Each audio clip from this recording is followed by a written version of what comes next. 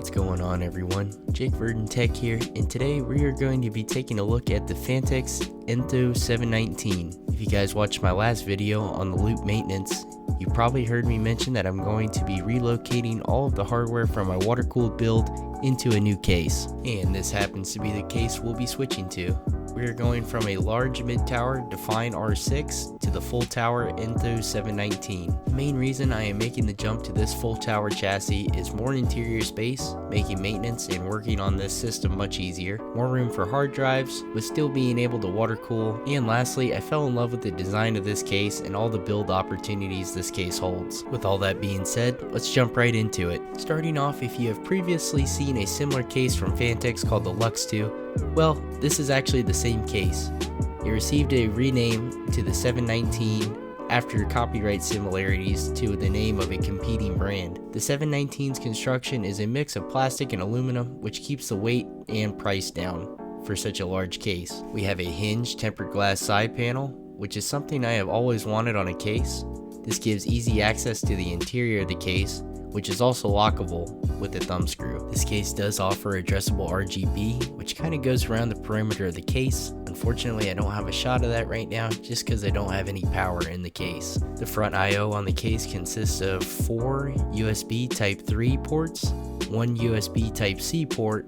We have an addressable RGB button, a reset button, power button, and 2 audio ports. Taking a look at the rear exterior of the case, we have lots of ported holes in the back panel.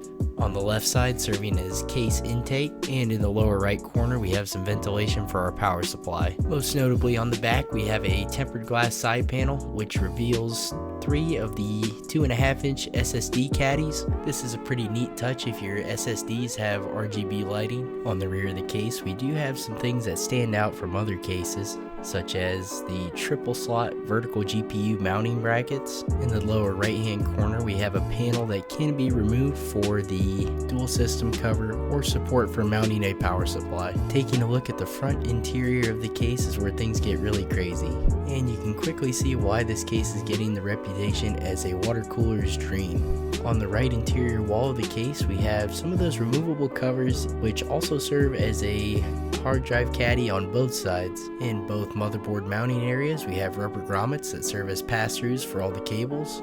Taking a look at the vast cooling capabilities of this case, on the bottom we can support up to a 360mm radiator. On the front we can support up to a 480mm radiator in length, and as far as width goes, that'll be with 120mm fans. Or on the front you can opt for a 420mm radiator that supports 140mm fans, and the top of the case contains the same radiator compatibility as the bottom. Here are some of the charts from the manual to give you guys a better idea on radiator compatibility. And as you guys got a look of the dual system bracket on the outside of the case, this is the view from the inside.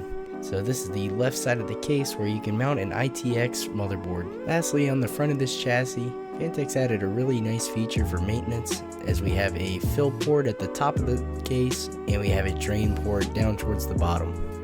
Moving on to the back of the interior of the Enthoo 719, the back plate is held in by 2 integrated thumb screws. And taking a look at the back of the case, we have a pretty traditional layout, minus a few changes such as the power supply being oriented vertically. We have a very nice power supply cable cover, which not only covers up the cables, but also ensures that the back panel of the case will fit with the cable management. As we saw through the mini tempered glass side panel, we do have those 3 2.5-inch SSD caddies. In the center we have some double loop Velcro ties that make for great cable routing channels.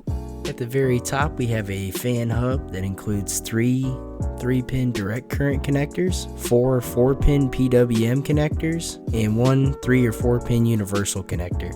On the left side, we're going to take a look at the removable covers that we saw earlier from the front. These can be removed for extra cooling, or like I mentioned earlier, you can also use them as a 2.5-inch SSD caddy on both the front and back side. And this is really where the Enthoo 719 shows just how crazy you can get with all the hard drive storage it contains.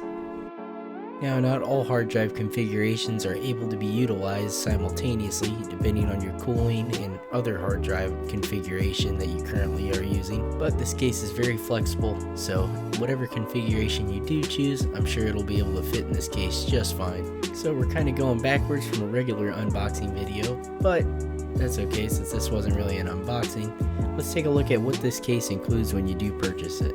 First, we have the dual system cover. As you guys saw earlier, you have a vertical GPU mounting plate. I believe this is for the ITX system at the bottom, which holds the riser cable. We have 4 of the 3.5 inch or 2.5 inch hard drive cages. This case comes with a very nicely branded box of hardware and a very nice full color user manual / guide. It does come with 3 extra GPU slot covers for the ITX side of things. We have a GPU anti-sag bracket, which I believe mounts on the back side of the case. Alrighty guys, I think that's gonna wrap up this video.